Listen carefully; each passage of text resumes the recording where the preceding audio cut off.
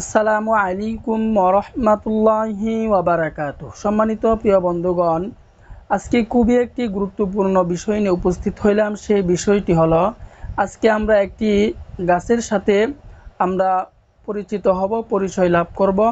যে গাছের শিকড় অথবা ওই গাছটি আপনি যদি রস করে খেতে পারেন, তাহলে আল্লাহ পাকের অশেষ মেহেরবানিতে আপনার যৌন যত সমস্যা আছে, যত রোগ আছে, আল্লাহ পাকের অশেষ মেহেরবানিতে দূর হয়ে যাবে। অনেকের হয়তো পেনিস শক্ত হয় না, আপনার 2-3 মিনিট গেলেই বীর্যপাত হয়ে যায়।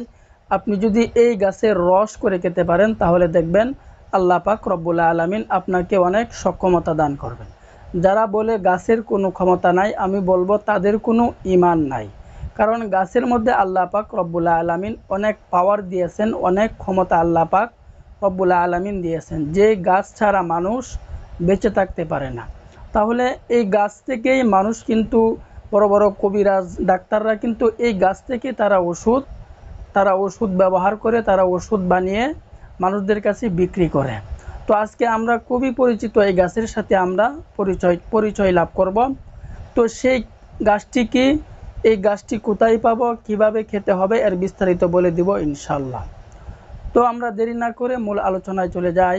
তো এই গাছটির নাম হচ্ছে তানকুনি গাছ। গাছটির আমি আবারও নাম বলে দিচ্ছি, গাছটি হচ্ছে তানকুনি গাছ। এই গাছটি আমরা কোথায় পাবো? এই গাছটি আমরা বাড়ির আশেপাশে অথবা যেই জমিগুলোতে বা জায়গাগুলোতে আপনার ফসল ফলানো হয় না, পরিত্যক্ত জায়গাগুলোতে এই গাছটি হয়ে থাকে, অথবা রাস্তার আশেপাশে এই গাছটি হয়ে থাকে। সেই গাছটি হচ্ছে তানকুনি গাছ। তো এই গাছের রস করে আপনি যদি আপনি পর্যাপ্ত পরিমাণে গাছ আপনি শিকড় সহ তুলে নেবেন, নেওয়ার পরে আপনি এটাকে পিষে অথবা ব্লেন্ডার দ্বারা 2 চামচ পরিমাণ রস যদি আপনি করতে পারেন, 2 চামচ পরিমাণ রস করে প্রতিদিন 1 গ্লাস পরিমাণ খাঁটি গরুর দুধের মধ্যে আপনি ওই তানকুনি গাছের 2 চামচ রস ওই দুধের মধ্যে দিয়ে দিবেন। দেওয়ার পরে প্রতিদিন রাত্রে আপনি নিয়মিত 1 গ্লাস পরিমাণ দুধ আপনি প্রতিদিন রাত্রে নিয়মিত খাবেন। এটা হচ্ছে এই তানকুনি গাছের রস করে খাওয়ার নিয়ম। তো এই গাছের শিকড় আমরা কিভাবে খাবো এটাও বলে দিচ্ছি। এই গাছটিকে আপনি সম্পূর্ণরূপে তুলে ফেলবেন। তোলার পর এই গাছটির 5 থেকে 6টি শিকড় আপনি নেবেন। 5 থেকে 6টি শিকড় নেওয়ার পর আপনি তরতাজা একটি পান নেবেন। পান নেওয়ার পর আপনি এটাকে চিবিয়ে একবারে খেয়ে ফেলবেন। রসটুকু চিবিয়ে খেয়ে ফেলবেন, চাবড়াটুকু আপনি ফেলে দিবেন। তো আপনি এই পানির মধ্যে যদি হালকা মধু এবং কালো জিরা দিতে পারেন, তাহলে এর উপকারিতা, এর কার্যক্রম আপনি আরও দ্রুত উপভোগ করতে পারবেন। তো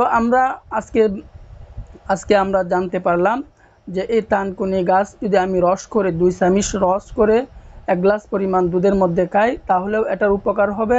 দ্বিতীয়ত বলে দিলাম, এটার শিকড়ও যদি খাই, তাহলে আল্লাহ পাক রব্বুল আলামিন আমার যত সমস্যা আছে আল্লাহ পাক রব্বুল আলামিন দূর করে দিবেন।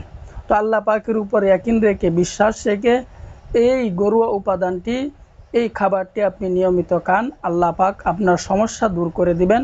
তো আল্লাহ পাক রব্বুল আলামিন আমাদের সকলকেই বুঝার আমল করার তৌফিক দান করুন, আমিন।